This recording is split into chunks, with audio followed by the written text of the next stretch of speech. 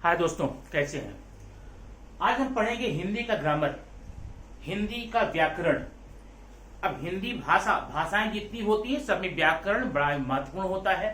व्याकरण है क्या? व्याकरण एक विधा है जिसके माध्यम से आप भाषाओं पर नियंत्रण होता है, बोलने में, पढ़ने में, लिखने में, समझने में। तो ज्यादा हम इस पर लेक्चर न देते हुए आते हैं पॉइंट पर। पॉइंट आज हमारा है समास। आज हम लोग समास इस बिंदु पर चर्चा करेंगे, समझेंगे, देखेंगे। आखिर समास होता क्या है, समास पढ़ना क्यों है। समास पढ़ने का दो रीजन है। पहला कि बच्चों को तो एग्जाम में नंबर दे देगा, डायरेक्टली आपका प्रॉफिट हो गया। दूसरा, बड़ों को क्या करेगा, बड़ों को किसी वाक्य को बोलने में जहां कई शब्द बोलने पड़ते हैं उसको एक में मिला के बोल देंगे। अब एग्जाम्पल यहां पर आप देख सकते हैं।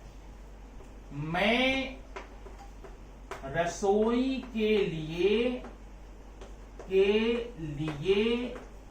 घर बनवा रहा हूं, घर बनवा रहा हूं। अब ये सेंटेंस देखिए भाई, बोलने में भी दिक्कत होगी, बहुत लंबा चौड़ा हो गया। अगर मैं इतने शब्दों को कितने में 1 2 3 4 इसको घसीट करके मिला करके एक में दे दूं तो मैं रसोई घर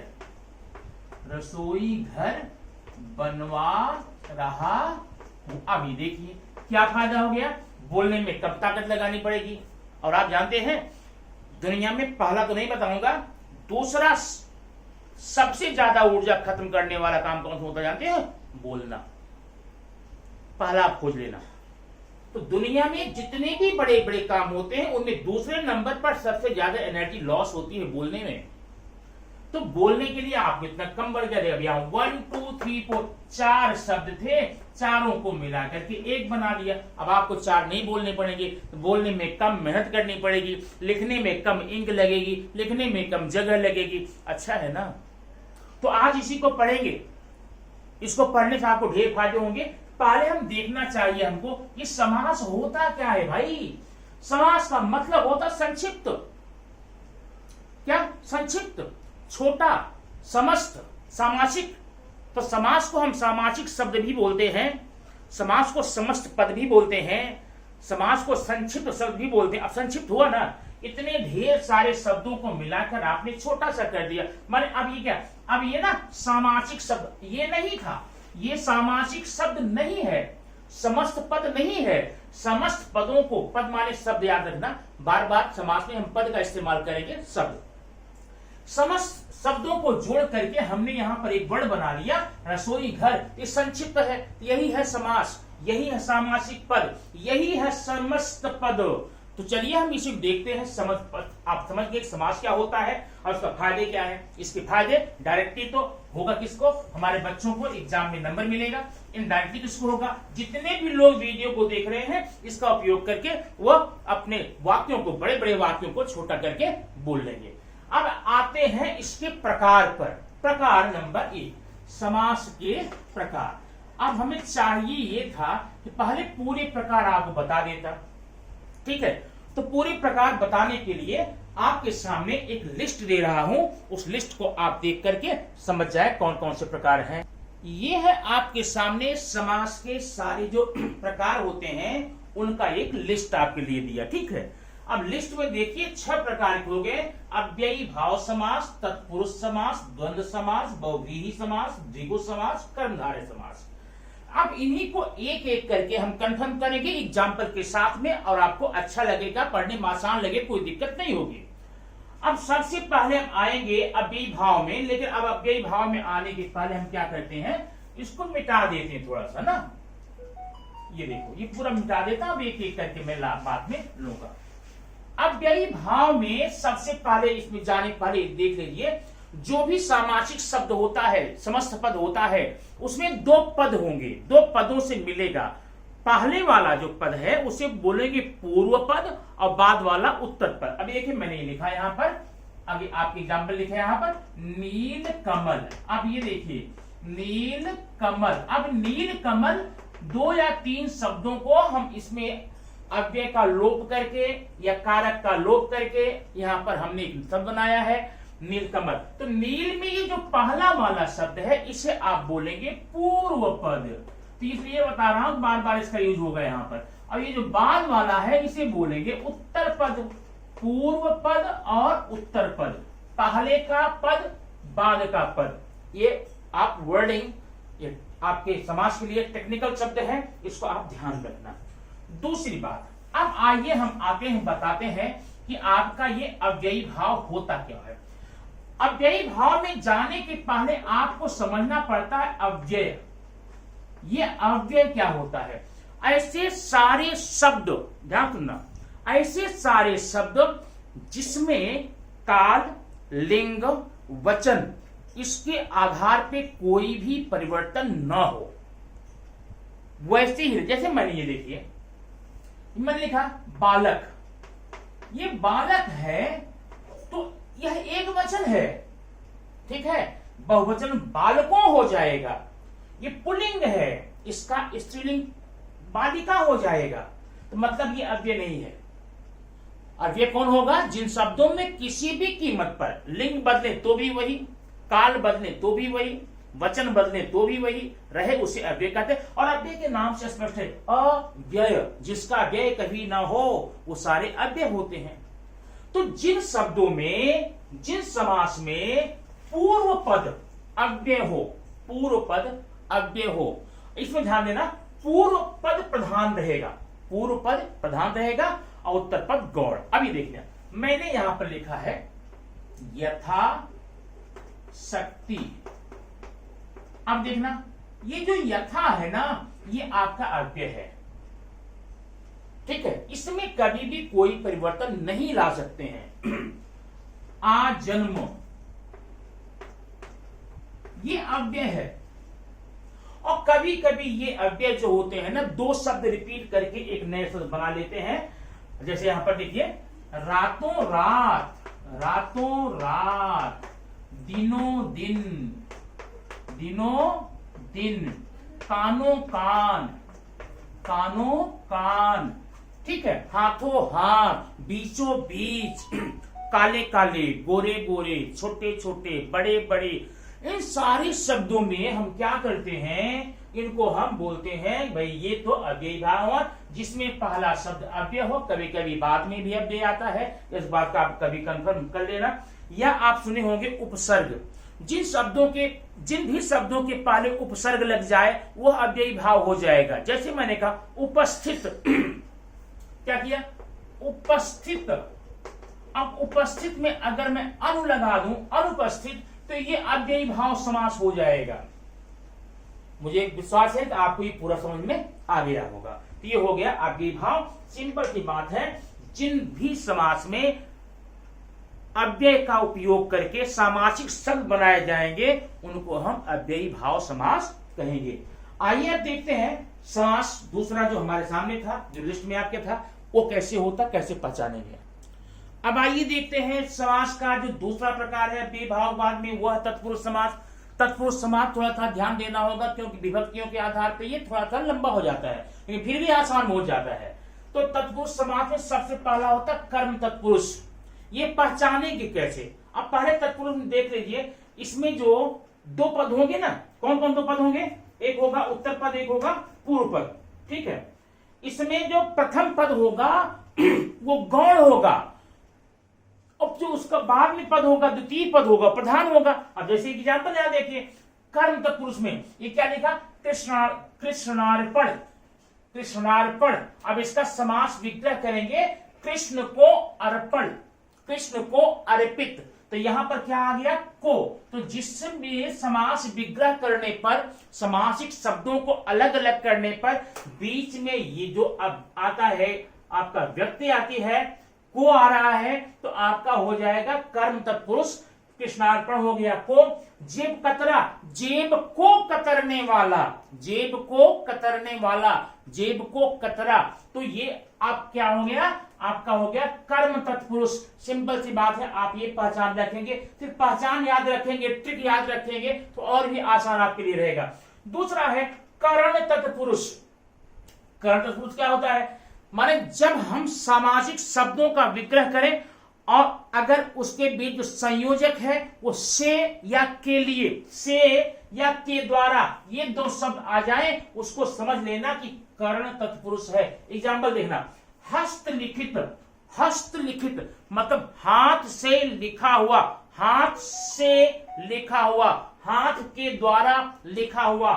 ईश्वर प्रदत्त, ईश्वर प्रदत्त, ईश्वर के द्वारा दिया गया, ईश्वर से प्राप्त हुआ, उसे हम बोलते हैं ईश्वर प्रदत्त। तो ये पहचान आप ध्यान रखेंगे, आप कंफर्म हो जाएगा। तीसरा है संप्रदान। अब संप्रदान में क्या होगा, यहां पर ध्यान देगा, यहां पर यह है के लिए, जहां पर संयोजक के लिए आता है, क्या है, गुरु दक्षिणा, गुरु के लिए दक्षिणा, ठीक ना। रसोई घर, रसोई के लिए घर, तो इसमें क्या बोलेंगे आप, संप्रदान के लिए, ठीक है। अगला है चौथा अपादान। अपादान में भी से आता है, लेकिन ध्यान देना इन दो से में थोड़ा सा अंतर है। ये से है क्या, एक मीडियम है, एक माध्यम है, बस से, ईश्वर से, बस के द्वारा, ईश्वर द्वारा। लेकिन जो ये से है ना, वो पृथक करने का भाव लाता है, मुंबई से आ रहा है। अब एग्जाम्पल देखना, ऋण मुक्त, ऋण से मुक्ति, ऋण से मुक्ति। तो यहां पर जो से आया है, जहां पर पृथक करण का भाव देता है, वहां पर आप अपादान तत्पुरुष समास बोलेंगे। पांचवा है संबंध तत्पुरुष। अब संबंध से ही आपको समझ में है कि यहां पर जो शब्द है काकी के, जो संबंध सूचक होता है, वहां पर जो बीच में आता है संबंध बोलते हैं। जैसे मैंने यहां क्या है, राजकुमार, राजमाता, राजमाता क्या है, राजा की माता, राज दरबार, राज्य का दरबार। जहां पर काकी के आता है वो होता है संबंध सूचक तत्पुरुष होता है। अब यह है छठवां और लास्ट है अधिकरण तत्पुरुष। जब आप सामासिक विग्रह करने पर, समास विग्रह करने पर आपके बीच में संयोजक कड़ी के रूप में पर पे, में पर या पे आए, तो आप वहां बोले अधिकरण वनवास, वन में वास, जीव दया, जीवों पर दया, कुल श्रेष्ठ, कुल में सबसे श्रेष्ठ, कुल में श्रेष्ठ। तो आपका ये हो गया क्या, पूरे तत्पुरुष का खाका आपके सामने हो गया, ट्रिक हो गई है। अब इसके बाद आइए हम तीसरा बताते हैं। तीसरा समास आपके लिए क्या है, वो अभी आपके लिए बहुत सिंपल सा है। अब ये नंबर 3 है द्वंद्व समास। इसके नाम से स्पष्ट है, द्वंद्व माने विरोधी, प्रतिस्पर्धी, जहां लगभग उल्टा हो, वहां पर हम क्या बोलते हैं, द्वंद्व समास बोलते हैं। अब ध्यान देना, इसमें दोनों पद प्रधान होते हैं, दोनों पद प्रधान होते हैं, इसमें कोई गौड़ नहीं होता है। दूसरी बात, इन दोनों शब्दों के बीच में एक छोटा सा डैश लगाते हैं। जैसे यह देखिए, माता पिता, राजा रानी, अपना पराया। समझ में आ रहा है? तो यहां पर दो शब्द रहेंगे, दोनों आपके मुख्य शब्द रहेंगे, दोनों को ही हम क्या बोल, दोनों पद प्रधान रहेंगे। और एक बात, इन दोनों के बीच में एक डैश होता है। दूसरी बात, इसमें प्रायः, प्रायः जो दोनों शब्द है ना, अपोजिट होते हैं, विरुद्धार्थी होते हैं, लेकिन प्रायः हमेशा नहीं, कभी कभी समान हो जाते हैं। ये देखो, रुपया पैसा, रुपया पैसा, तो ये भी अपोजिट नहीं है। मान सम्मान, मान सम्मान, ये अपोजिट नहीं है। तो आपने क्या पहचान देखी, यहां पर दो शब्द रहेंगे, दोनों के बीच डैश रहेगा, और दोनों इसमें मुख्य शब्द रहेंगे, प्रधान शब्द रहेंगे, गौण नहीं रहेगा। अब जब इसका विग्रह करेंगे तो क्या प्राण जानते हैं, और, अथवा, सॉरी, अथवा या फिर या, तो ये पाएंगे। पहचान इसकी आप हो गई। जब इसका विग्रह करेंगे, इन शब्दों का समावेश होगा, आप समझ जाइए कि दो समास है। अब माता पिता में क्या करेंगे, माता और पिता, माता और पिता। राजा रानी, राजा और रानी। अपना पराया, अपना या पराया, अपना या पराया। रुपया पैसा, रुपया या पैसा, या रुपया और पैसा। मान सम्मान, मान और सम्मान, मान या सम्मान। तो इन सारे शब्दों को देख करके आप समझ सकते हैं द्वंद्व समास होता है, तो द्वंद्व समास में अपोजिट शब्दों का समावेश होता है। अब आइए यहीं पर मैं बताऊं आपका चौथा पार्ट। आपने 3 समास पढ़ लिया है, चौथा क्या होता है? चौथा है बहुव्रीहि। बहुव्रीहि, ठीक है। अब इसमें क्या होता है, थोड़ी आप ध्यान देना। अब तक आप लोगों ने जो शब्दों का समासिक विग्रह किया है, अलग किया है, उसमें जो अर्थ निकाला है वह अर्थ वही निकाला है जो शब्दों में दिख रहा था।